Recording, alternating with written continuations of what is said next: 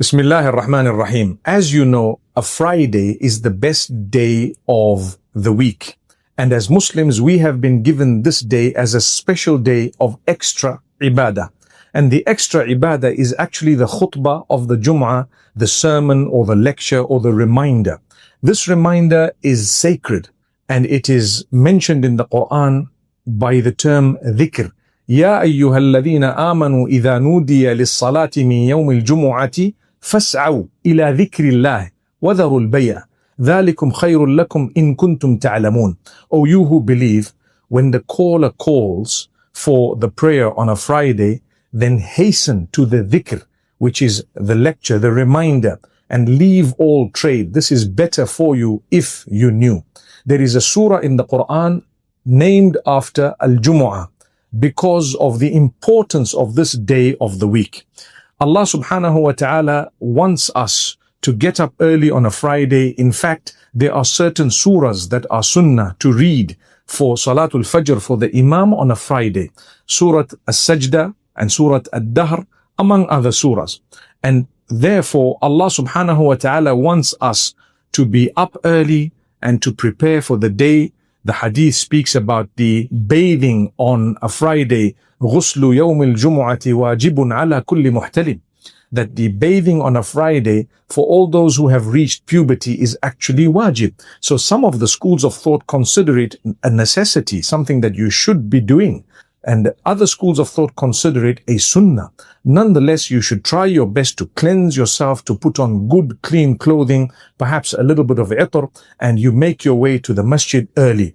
One of the narrations speaks about the Prophet ﷺ saying that on a Friday, the angels are actually standing at the doors of the masajid, writing down who came first and who came second and third. When the Imam comes out and he starts off his sermon, they close their books and they want to listen as well to what is being said. So the Prophet ﷺ says, إِذَا كَانَ يَوْمُ الْجُمُعَةِ وَقَفَتِ الْمَلَائِكَةُ عَلَى بَابِ الْمَسْجِدِ يَكْتُبُونَ الْأَوَّلَ فَالْأَوَّلِ فَإِذَا خَرَجَ الْإِمَامِ طَوَوْا صُحُفَهُمْ يَسْتَمِعُونَ الذِّكْرِ. Exactly as I had translated it before mentioning the Arabic. So my brothers and sisters, we come in early, we do the 2 units of Tahiyyatul Masjid, we wait for the Imam to come out, he would say the salam, and at that time we should not be speaking, we should not be touching each other and fidgeting in any way. Some of the schools of thought actually say if you touch or fidget, or if you are going to be talking to someone else, it would reduce or even minimize or nullify the reward of you having attained or fulfilled that particular Jum'ah. The idea is to make sure that you have minimum movement, listen very carefully and attentively, because it is very, very important that we listen on that khutbah of the Jum'ah. Then we fulfill the 2 units of prayer with the Imam, and inshallah thereafter we actually would be dispersing. Now, something very important to mention is on a Friday, one of the gifts that Allah has blessed us with is there is something known as Sa'atul Istijaba. Sa'a here refers to a time, not necessarily a whole hour, but a certain time of the day on a Friday when du'as or supplications are actually answered by Allah exactly as they've been asked. So when exactly is that moment, we don't know. It would be good for us to repeat the du'as or the supplications throughout the day. Some of the scholars say it's the last hour on a Friday after Salatul Asr. Some say between Asr and Maghrib. Some say between the 2 khutbahs when the Imam sits down. And there are various other times that some of the scholars have made mention of. But what I would like to say is if you're really seeking something, why not repeat that dua throughout the day on a Friday? Together with that, there is another competition that happens every Friday that is regarding the salawat. Allahumma salli ala Sayyidina Muhammad. That's the shortest of the salawat. In fact, there is one shorter than that. Sallallahu alayhi wasallam. That is also a part of salawat, which means sending blessings and salutations upon the Prophet Muhammad, peace be upon him, on a Friday. The one who sends the most blessings actually achieves a special status. So we need to try our best to maximize on salawat as well. Now, I know we've mentioned the dua, we've mentioned the tahiyyat masjid, we've mentioned listening to the khutbah, we've mentioned so many things that should be happening on a Friday, but keep your tongue moistened with salawat and you won't go wrong. So Allahumma salli ala Sayyidina Muhammadin, or you could say Allahumma salli ala Muhammadin, either way, وعلى آل محمد كما صليت على إبراهيم وعلى آل إبراهيم إنك حميد مجيد, or you could say صلى الله على محمد صلى الله عليه وسلم, or many other wordings of the salawat. All of them are acceptable for as long as you keep your tongue moistened with salawat, especially on a Friday.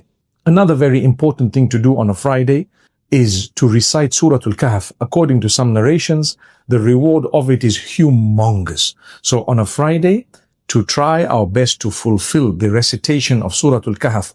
And you could start any time from Thursday night, because the Friday in Islam, according to the calendar we follow, commences at Maghrib, what we would say Thursday night. So Thursday night, when the Maghrib adhan or the Maghrib time sets in, you already entered a Friday. So anytime from then right up to the Maghrib on the Friday, which would then become the Saturday, you should try to read Surah Al-Kahf. And if you do so, inshallah, there is a great reward. Some people say, well, you know what? I'd like to fulfill the Quran, the recitation from the beginning to the end. So I leave a marker and I want to fulfill it. Yes, that is very, very important. If you have a moment to do the Surah Al-Kahf, then inshallah, it would be a bonus and an added reward by the will of Allah, because you are fulfilling something that is mentioned in some of these narrations. I think I've covered a lot of what should be done on a Friday and some of the virtues of this beautiful day. One last thing perhaps that I could mention is the Prophet ﷺ says it is the best day that the sun has risen upon, a Friday, because on that day, Adam alayhi salam was created. On that day, he was granted entry into Jannah, and that would be the day that resurrection would take place. So Allah has given blessings to the Friday. May Allah Almighty make us from those who actually are conscious of a Friday when it arrives and make the most of the day when we have it.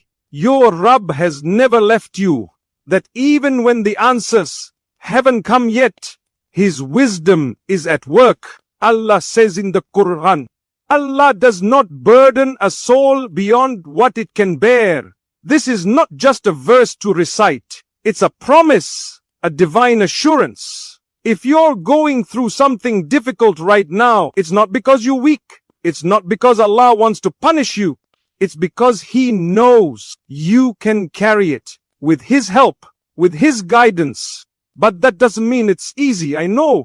Sometimes you make dua and it feels like nothing's changing. Sometimes you feel like the more you try to get closer to Allah, the more things fall apart. And shaitan whispers, see, your prayers don't matter.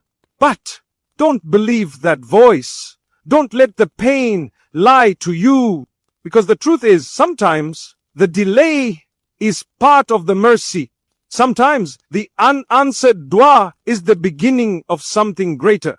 Sometimes Allah withholds to protect you, or to prepare you, or to elevate you. And sometimes the pain itself is the answer. The trial is not punishment, it's purification. You see, in this world, we weren't promised a life without tests. The prophets themselves, the most beloved people to Allah, they were tested more than anyone. They cried, they struggled, they felt sorrow. But what kept them going? Tawakkul, sabr, unshakable faith that no matter how dark it gets, Allah's light will come.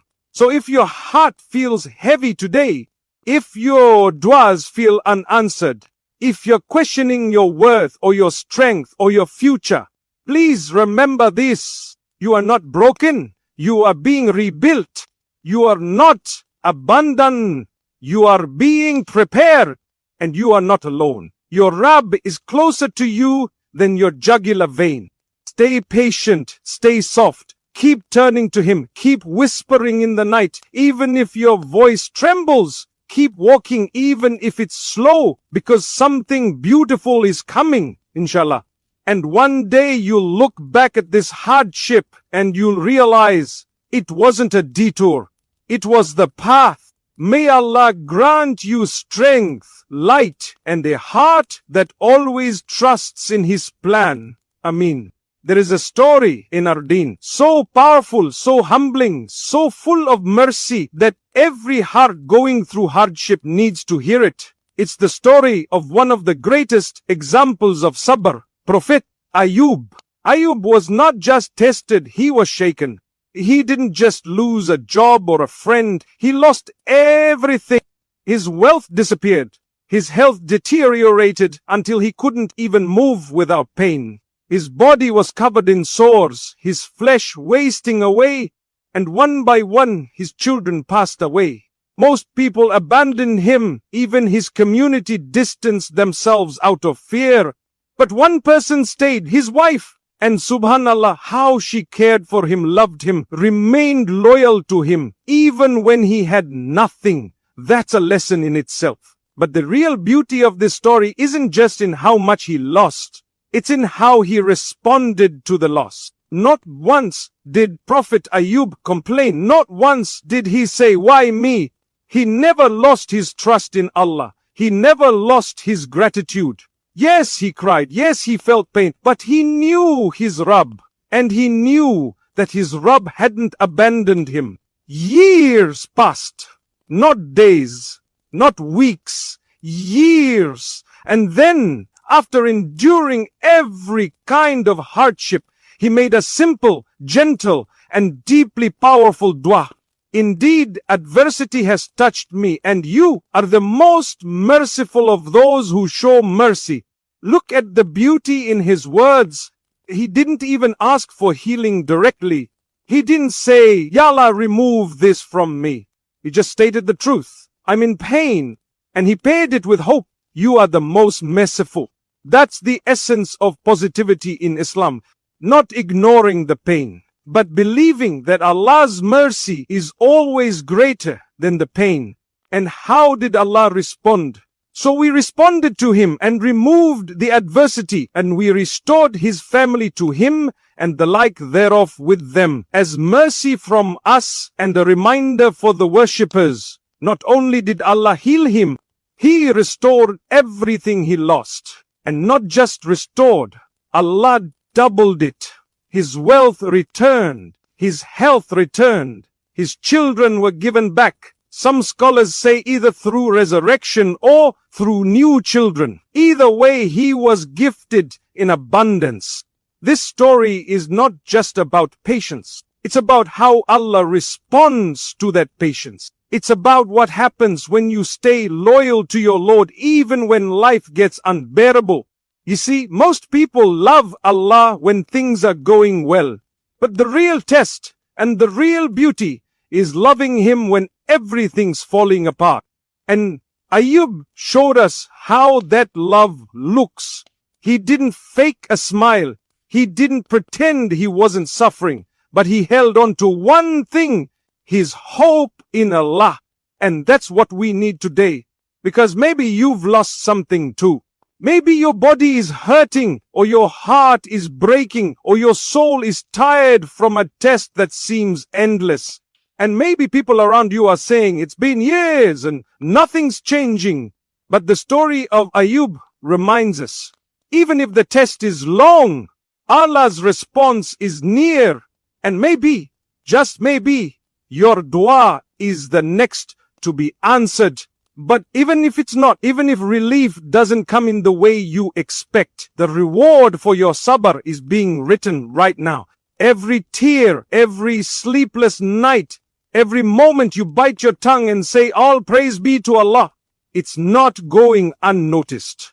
The Prophet said, the most severely tested people are the prophets. Then the next best, then the next best. A man will be tested according to the level of his religious commitment. So, if you're being tested hard, it may be a sign